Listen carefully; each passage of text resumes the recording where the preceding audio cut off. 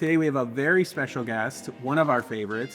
It's Annie from Volition Tea. Hello, everybody. Tell us about what Volition Tea is and how you started. Volition is based here in Chicago. We source single origin loose leaf teas with 100% traceability. And I started Volition really because I saw a void in the specialty tea industry. Being a coffee enthusiast prior to starting Volition, I was working at a Big Four accounting firm, so dramatically different life than what I have right now. And so with that long hour of working hours, I was, felt right into coffee. Yeah. And I really love good coffee. That's when I learned about third wave, where roasters particularly are focusing on better quality, better transparency, and better sustainability, not just on the ground, but also in their packaging. And kind of in the back of my head, I imagine that tea is going in tandem with coffee, just because they're both non-alcoholics, caffeinated beverages. And when I was first pregnant with my first son, I had to switch to tea because every time I drink coffee, he would just kick me nonstop. Very rude. And so I switched to tea, but if you are also an Asian American growing up in America, you don't actually buy tea.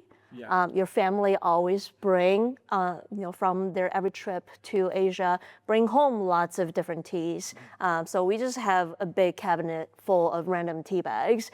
So I would just go through a lot of them, and then that's when the pandemic hit. Yeah. Once that started, lockdown started, we couldn't leave. We couldn't go back to China, and I ran out of the stash, pun intended. So I started looking outward to see what tea companies that I wanted to support in the US. And I was really devastated by the lack of options. I just feel like every single city, big and small, has a great roaster who is trying to do the responsible thing of sourcing and roasting. So I was really surprised by the lack of options in tea. So that kind of triggered a mind of, this is something that I could start to fill that void. But at the time, I had just had a newborn. We just moved into a new place, and we got into an accident, so we have a new car. A lot of that made me feel very fearful of quitting that corporate life and starting this. And so it all came into a catalyst moment when I was reading one of the Dr. Seuss books for Nolan. And Dr. Seuss has really amazing, incredible books.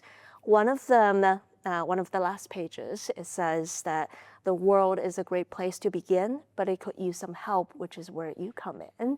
And it really struck me in that moment, even though I had been reading that same book to him even when I was pregnant. And so that's the moment when I immediately pictured, because at the time he couldn't even speak, but I pictured, 3-4 years down the road, him being able to speak and communicate with me, and he would naturally ask the question, what are you doing to make this world a better place, Mom? And my answer at the time would have to be, I'm making rich men richer. So that was the moment I'm like, okay, I really wanted to do something that's very fulfilling. And I realized that I really dreaded going to work away from him. And so I wanted to make sure that this new place, this new career can be so fulfilling that I feel good and proud that I am away from him. And I would have the flexibility of always returning to him whenever he needs me, whenever I need him. So that's the moment that I decided that I really wanted to start Volition, especially during my first origin trip, visiting some of the farmers that we just started working with, talking to them about their life, about all the challenges as a farmer, all the challenges as a producer to find all the channels for the great tea that they produce and all the nuances in their life. That made me realize that as somebody who speaks the language, that it's a privilege to be able to stand shoulder to shoulder with them, to hear all the nuances in their life. And I want to utilize that privilege by sharing products with radical transparency. the idea that, with each tea, not only will you know exactly who made your tea, when it was produced to the day, where it's coming from, their farmer note stories, all of that, the intention is that if a competitor tries this tea and they enjoy it, they can find the farmer. Yeah. But that's the whole point. The whole point is so that we can increase the buyer pool for them so that they can have greater financial sustainability to continue doing the right thing that is sustainable farming. Yeah, honestly, I love that. Like we've kind of circled around that with like what transparency looks like in the coffee world and it actually meaning something and Yeah. I think And not just a marketing yeah, tactic. exactly. It feels like sometimes when you get tea from somewhere, it's like they're repackaging. They're not necessarily like, to your point, they're not making the world a better place. They're just putting it in a pretty box, you know? Yeah. And I appreciate that. Literally, you were just the last 5 weeks? Yeah, 5 weeks in China. Yeah, so it's like, on a personal level, the people Yeah. that make this. And I think that's so special. And it's really interesting to see that like translate into a cafe level too, how we can like be better at that. And I think that's maybe my next question. It's a pretty big question, which is like, I guess like what your thoughts are on like how cafes, because obviously like in the US we have such like a coffee centered like culture. Yeah, it is. Like how they approach tea and like really like what, as someone who is so steeped in the tradition of tea and like the actual product of tea, like what you see as like the challenges or things that like can be done better, honestly. There are many challenges, but also many friendships that I built along the way. At first, I remember when I first built Volition and started pitching to specialty coffee shops, I was just hitting every door that I can find. Yeah. And then I quickly realized that there needed to be a baseline appreciation and understanding of single origin products, that it has to be somebody who truly believes in it. Because if you don't truly believe in it, you will have single origin coffee and then you will have convenience store bought tea. Yeah. Because you source single origin coffee because your customers are asking for it, but you don't actually believe in it, which is why your tea program looks dramatically different than the quality of your coffee program. So I started with finding like-minded folks to share my teas with. And I think a lot of times I feel a lot of pressure to leave you with an abundance of samples, but then it's probably analysis paralysis for those folks to receive such a big box and don't know where to start, and then ended up this box is just in the corner sitting somewhere. Yeah. So I changed the strategy on that too, because all of these teas the farmers spend all year caring for the plant, caring for the soil, and then they spend months away from their family producing this tea. I don't want to just easily give it away and letting it collect dust somewhere. Yeah. I want to be able to see that you will also give me the time so that we can sit down and share these teas intentionally.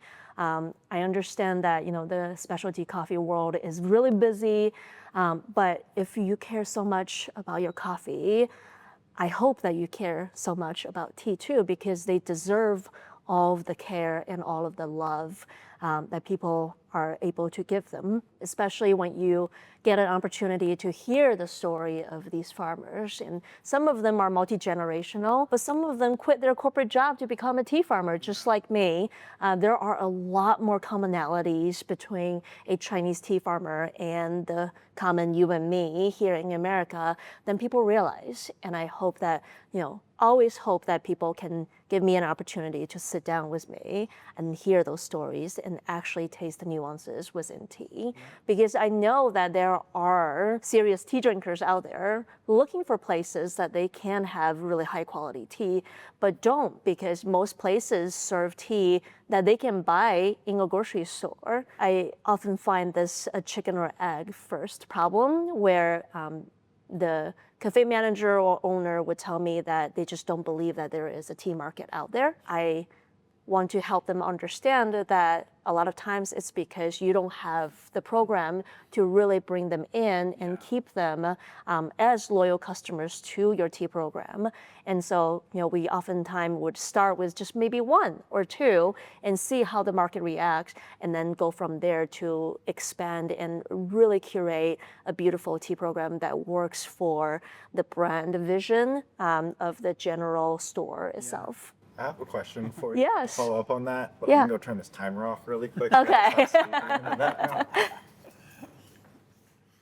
All the little things that you only realize once you start. Yes. Like the birds, you don't realize until you're looking. Oh my gosh.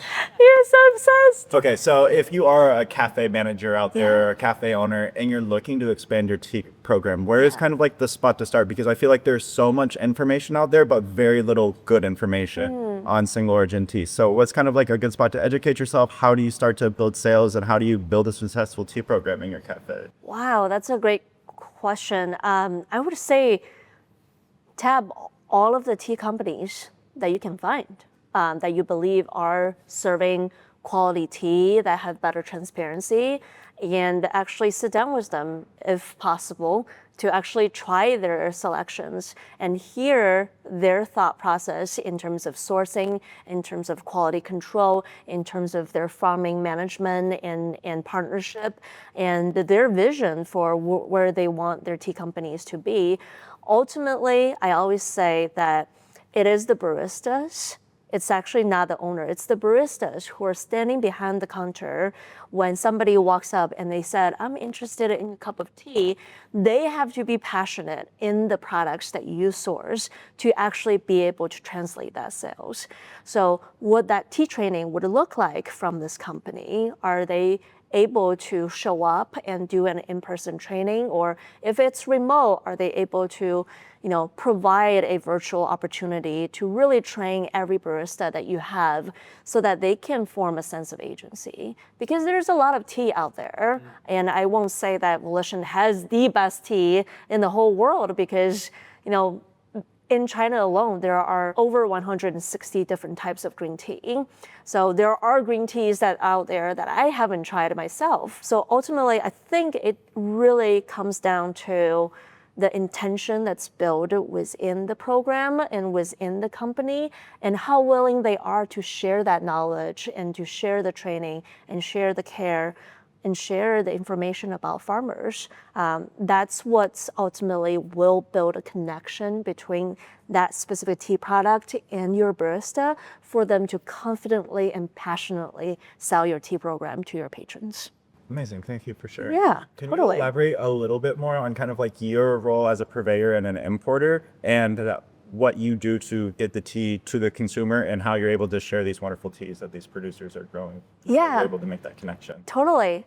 So when I first started Volition, I know that I really wanted to source pesticide-free teas. I've seen, with now 2 children, I've seen a lot of research coming out about the harm that pesticides has on people and on, all the animals in this world. So I knew that I wanted to source pesticide-free teas, and my family is not in tea. So I literally just went on Google and I searched Chinese tea exporters. And I've talked to a lot of them, and most of them can't confidently tell me that the tea that they recommend for me will actually be pesticides-free. And most definitely won't actually share their connection. They won't share information about the farmers with me, because that's how businesses used to be done.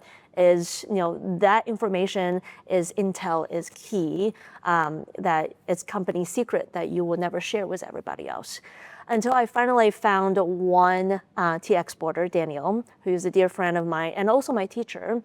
It turns out that he's not only just an exporter, but he's also a tea producer himself. So he's not a farmer, but he would connect with farmers and then buy their raw material and try to play in very experimental ways to produce very unique, interesting teas. The one that I brought here today, First Flush, is one of them. What's really interesting about him is that he has such a strong connection with these farmers that he is not afraid of me skipping over him. So say if I go to one of our producers today that I've been working with for the past 5 years to say, hey, can I just buy tea directly through you? They would all say no, because that's how strong their relationships are. And it's not just transactional. He's in the tea garden all the time with them. And so once I started working with him, I got to know the entire true organic farming community in China. And it turns out that they all know each other, which is such a beautiful thing. Huang Haiqiang, the farmer of our Guyu White that's aged into a gin barrel, into what we call Tipsy Garden. It's a really beautiful barrel-aged white tea.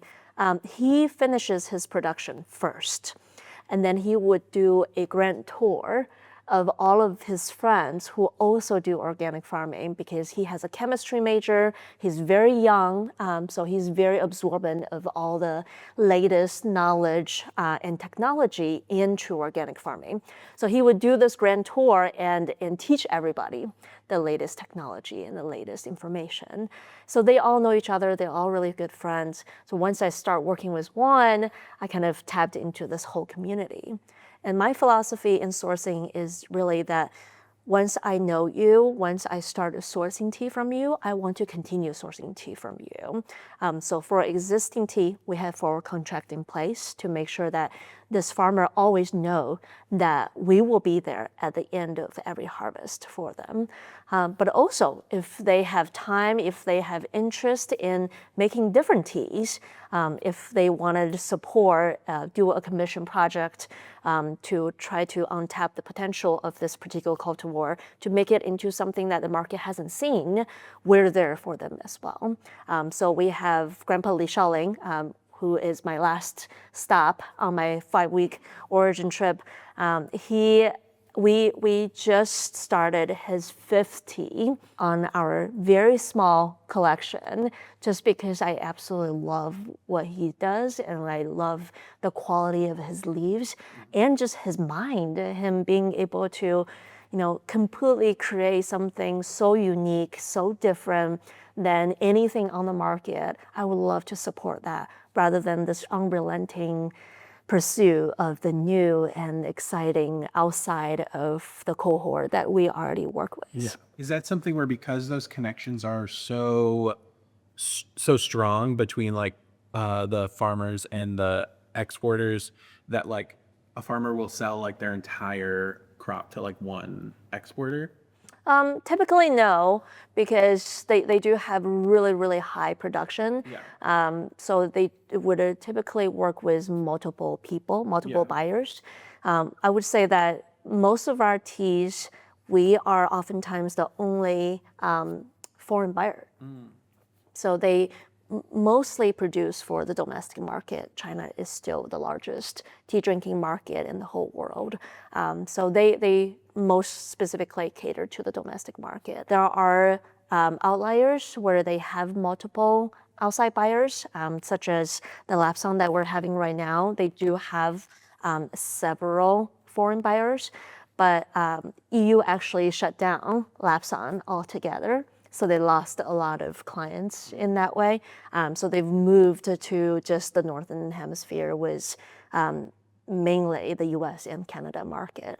And then there are times when, on the different side of the spectrum is Grandpa Li Shaoling, where he only produces 5 kilos at a time because it's truly experimental. He doesn't know what it will come out as. And when you are producing at that small of a scale, it becomes impossible to actually turn it into a retail product, because you need to think about packaging, you need to think about marketing. People typically wholesalers don't want to buy just 5 kilos from you or 1 kilo and not knowing if there's going to be more that will come. So I become the primary and the most optimal buyer, because I'm all for small batch, interesting products. So we've been working together really well. And on this trip, we actually made 3 different teas together. Some of the teas that I know you've gotten are kind of, to your point, they're teas that they typically don't sell to like foreign markets. So what was that kind of process of really getting that space to open up? A lot of times, especially in recent years, was how the economy, the global economy, has kind of turned up and down. It's been really unpredictable when it comes to buying of each year's harvest. So oftentimes they would have some access, and that's kind of my entry point. When I hear that there's an access in this local small production, that's when I would ask for a sample and try it out and assess fit in the Western market. And a lot of times it's also unpredictability in harvest output. So in this year, for example, Temple Mist, our Temple Mist is part of the foundational line, like you mentioned. It's a green tea, really savory. This one uses Jingbai Yihao, which is a particular cultivar, and then it has a number 1 attached to it because there's 2 cultivars that the Tea Institute cultivated side by side. And so it turns out that cultivar number 1 had a dramatically low production in 2026, in that the farmer doesn't even have enough to really produce at scale.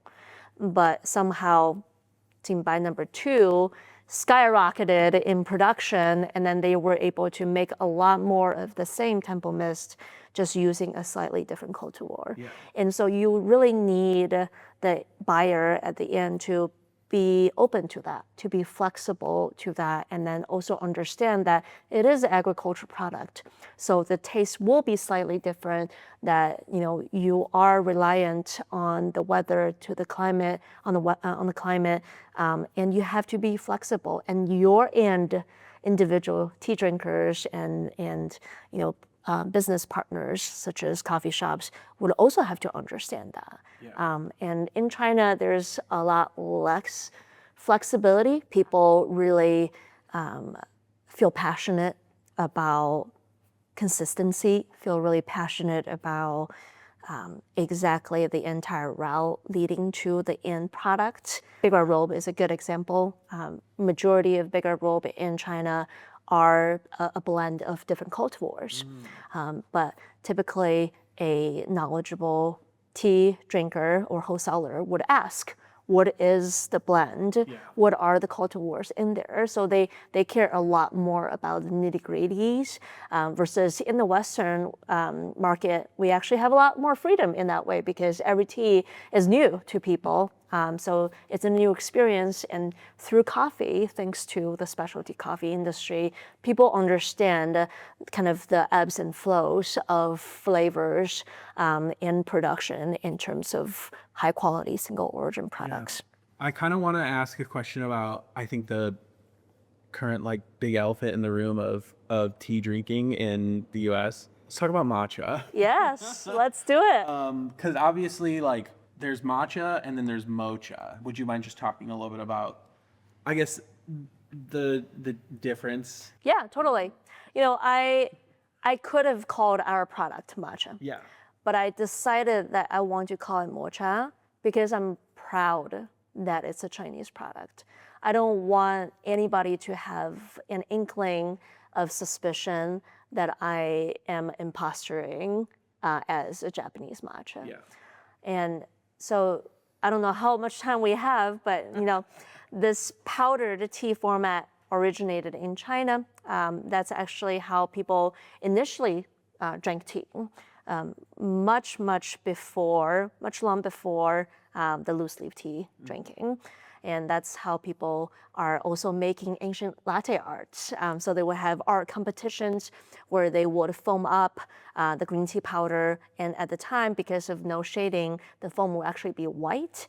And then they dip their pen in tea water, and then they draw arts on the foam. And it's a whole competition. And then later during the Song Dynasty is when it really started going down, and then loose leaf tea started coming up. Late Tang Dynasty so the dynasty before is when Japanese monk Isai came to China learning about Zen Buddhism, and also took home the art of tea making. So that's how Japan started doing the same style of tea. Then soon after, Mongolians invaded China. And they are nomads, they're on horses. So they took one look at how complicated and how esoteric it is to make matcha, which is green tea powder. They said no. So they really strongly discouraged people from doing that practice.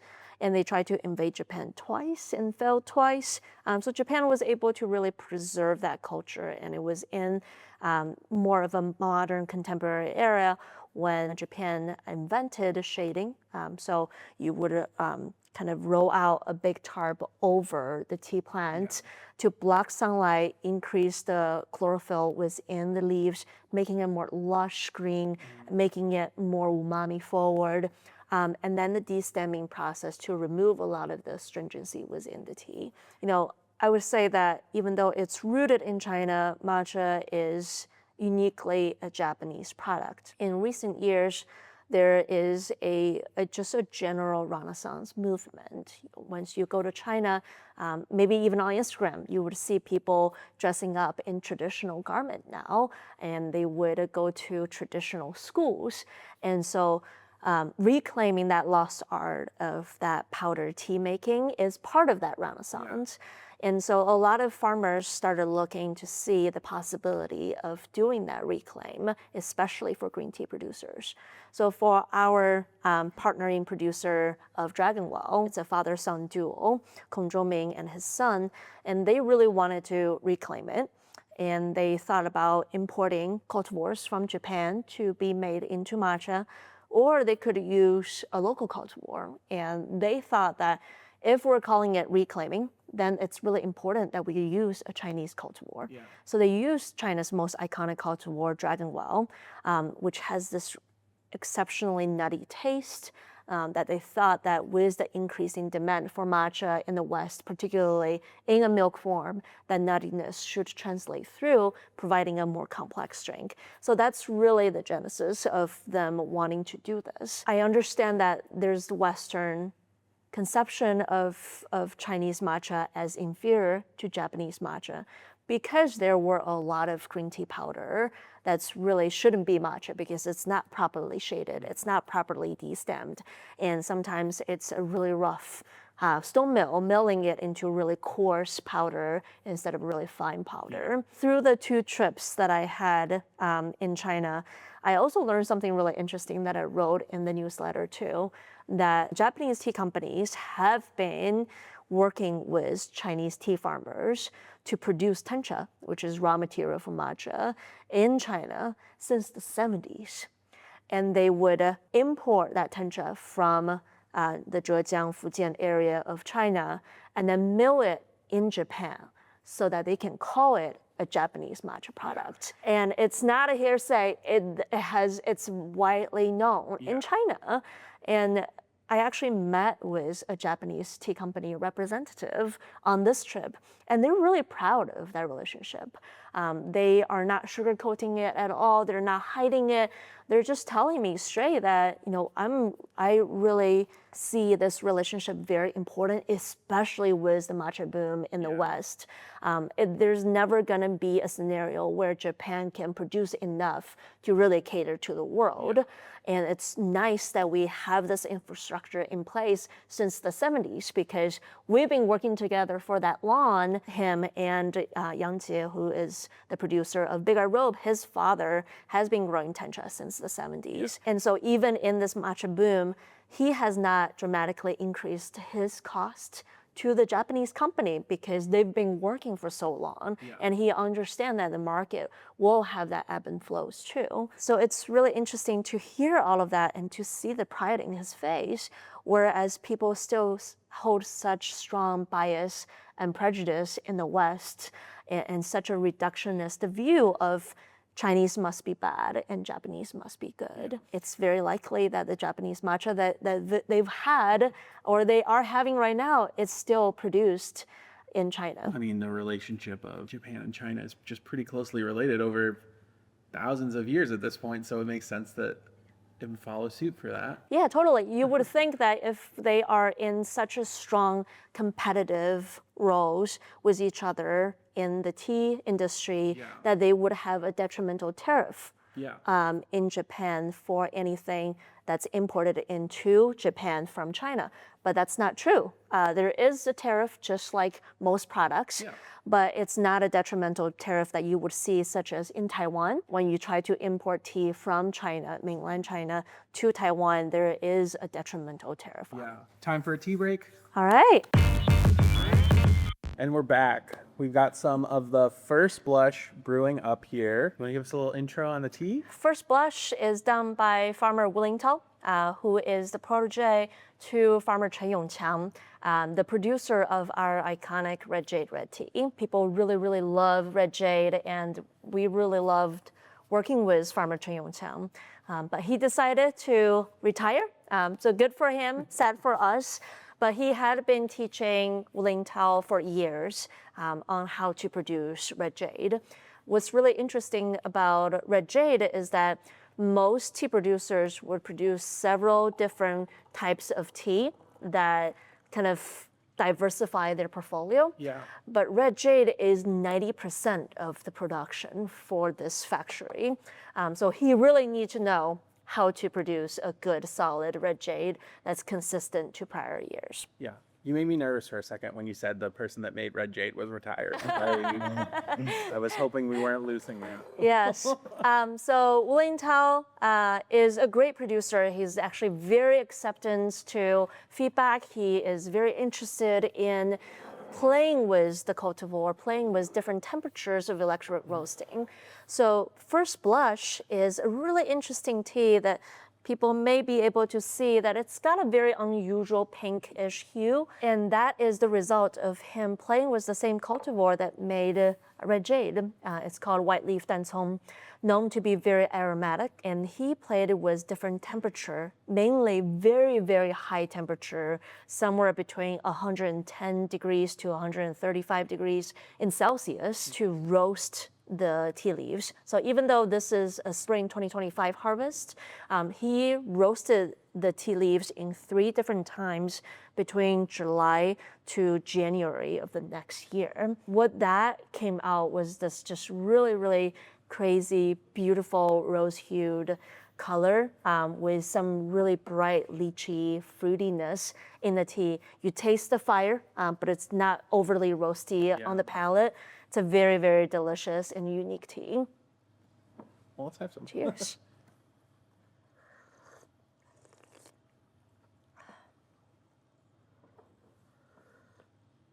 What do you taste? I definitely get that kind of like fruity lycheeness. I think of it versus something like Big Red Robe. It has that roastiness, but not in that same like kind of charcoal roasty, the charcoal fire that you get from like the Big Red Robe. Yes. It's something I don't think looking at it, it's going to be so warming, I guess. You know, like I feel like it's a very like cozy tea while still being something that's still has that kind of like nice brightness to it from the lychee. So I personally like it kind of in the lighter style of oolongs. That with me, I really like the Taiwanese oolongs a lot. I like those kind of like big fruity, like not so much like chocolatey malty, kind of a little bit more like fruit sweetness, but this kind of walks that line like really well of like still having those nice soft like fruity refreshing characteristics that like I want to do a cold steep of this and like come back for that hot day tomorrow, but also still having that like sweetness and that body that something like Big Red Robe has that is kind of a little bit more of like a warming tea that I want to have with food a little bit.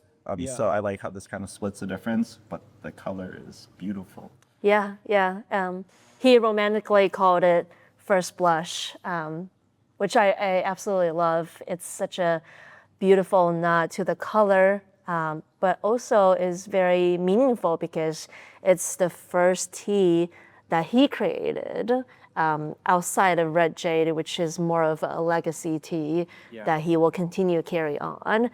So I was really excited to be able to carry this from him. when you get these teas, do the farmers name them? So it depends. A lot of times, most of the times, teas are named by the farmers.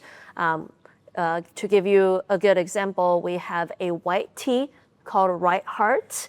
And then we have a red tea called White Heart, which is really confusing. People mix it up all the time, but they each carry a meaning to the farmer. It's called Right Heart because the tea leaves were harvested from the right side of the tea mountain in Xie Brothers Tea Garden. So they really wanted to call it Right Heart because it naturally also looks like a heart on the right side. The White Heart was named because Grandpa Li Shaoling wanted to create a white tea, but then it didn't work out the way that he intended to. So he 100% oxidized the tea, turning it into a red tea. So he wanted to name it White Heart because in its heart, it's still a white tea. So despite the confusion that I can anticipate, I honored their desire to name it the way that they want. The only times that we name it differently is when we have done some alteration to it. For example, our barrel aging collection, we have renamed them so that they can fit the new meaning and new life that we have given the tea to. Another example would be for special occasions like Lunar New Year, we would name something that's more fitting to that year's zodiac. Yeah. Yeah. Honestly, I love that. I guess I never really thought much about like how the teas are named before, so it's really nice. And also, I think it's another layer of intention and honoring kind of like where the tea came from. Yeah. That's something that I think is, Thank you. but just that like when we talk about traceability, transparency, and also like what that looks like from a customer standpoint, where it's like intention in everything we do and like what that means for like hospitality. And I think that's something I've always appreciated about what you do. Thank you. Is just like that intention in like where you're getting the tea from, the actual like your packaging, how you talk about it, and like the training. Because even if like, you know, I don't expect every barista who sees or like goes through like the training to know everything about the tea when someone asks, or don't necessarily expect the customers to ask all these questions. Yeah. The fact that they know that like, hey, someone really cares about this and like has put their life's work into this, then they see that in you. And then that is also a reflection of all the farmers. Yeah. It's like, I think that gives people more credence to actually care about what they're doing more. Yeah. Than just like, oh, I got this, you know, Lipton tea bag that who knows what's inside. It's something that like, yeah, I think we talk about a lot in coffee, but I don't think in the US we talk about it as much in tea. So I appreciate that like we can like partner and like really highlight those things. For sure. It's the same storyline. Yeah. Just on different products. Yeah, exactly. And that's where it's think about the agricultural life of tea as well and the challenges that come up, but the passion that people have behind it. Yeah. I feel like we've gotten a chance to taste kind of one of these more like experimental teas. You were talking about that kind of like more like traditional processing that there's a ton of market for in the Eastern market and kind of this more experimental stuff in the Western market. How do you see the kind of tea market evolving over the like next 5-10 years? And how do you kind of see like sustainability built into that as well? Wow. Big question. I think the two different markets are evolving in very different ways. And there is a lot of market manipulation on the east side too. You know, specifically that in the past 5 years, tea packaging in China has been so grand and luxurious. And then the government came in and cracked down on that practice. So now you strictly can only have 3 layers of packaging above the tea, which is still ridiculous. That's the current regulation now. And I do see a lot of slow transition from, okay, I just want a bigger robe, or I just want a really high quality peony white tea, to I want a peony white tea produced by this producer. So there is a lot of recent celebrities that have risen up in the Chinese market through social media, right? So for like tea farmers? Yes, tea producers who understood the power of marketing. So they have a whole team helping them to create content in the garden, in the farm, in the factory, on the factory floor, to just them sitting down talking about their tea philosophies. So there's a lot of celebrities now that using their fame to sell the tea that they have, which is very much chef coded here in the West. I don't really see that exist in the West just yet, just because there's so many options out there and people know so little about tea. We're still in that rising development period where the core of the business, for Volition at least, is still education of the foundations. What's a white tea? What's a green tea? What's a oolong? What's a red? What's a black? Why is it called a red and not a black, as we would know in the West? Really building that foundation is what I see myself doing in the next 5 years still. And perhaps by the end of that 5 year, I'll get more people hooked on using a gaiwan, which is a traditional Chinese teaware. It's called gaiwan because it's literally a lidded bowl. It's a very, very easy tool to use to brew a variety of teas. It's very versatile. It's very beautiful. We're actually creating our first gaiwan now, which I'm really excited about. So, we've existed for 5 years, and this is finally the moment where I feel like maybe, the Volition tea community is ready for our own traditional wear. Yeah. Before that, I just want whatever that's most accessible for people, which is why, teapot like this was created really to make brewing loose leaf tea as easy as possible. I hope that we get more tea snobs, in the next 5 years to ask more questions when you go into a coffee shop or a restaurant or a tea house, to be able to ask more questions about, what are the cultivars? What does that mean in terms of the end result? Is it more aroma? Is it more flavor? What type of roast was it? Was it a charcoal roasting or electric roasting? Yeah. Was it a high fire or medium fire or low fire over the long time, to really help themselves build a more diverse experience in tea, and then really dive into the nuances, but also holding tea companies accountable that, your customers deserve to know more about your tea, and so you should know more about your tea. Anywhere you want to kind of plug the Volition Tea story, anything you have coming up? Yeah, so here in Chicago, we have a really beautiful tea tasting and floral arrangement, a hand-tied floral arrangement workshop. I would say that if you're interested in our story, sign up for our newsletter. I'm still writing our Letter from Origin series. I'm on destination 4 out of 7, so you haven't missed much. I take a deep dive into my time that I spend with each of the producers that I worked with closely, and what I observed and what interesting and new things that I've learned, and the reflections that I have coming away from working together. Awesome. So definitely, if you can follow us on social media, it's Volition Tea Co. And then sign up for our newsletter, which we promise that we won't bomb you with all the different marketing materials. It's really a deep dive communication from us to share with you about things happening on the farm. And then you can find Volition at all of our Big Shoulders cafes, along with some retail at some of our cafes, and all around town. I'm seeing it pop up more. Thanks for stopping by, Annie. Thank you. Annie. What was that quote from Dr. Seuss again? That's a good one to end. The world is a great place to begin, but it could use some help, which is where you come in. And we didn't even lose power this time. Yeah, we did lose power at the end. When David was here last week.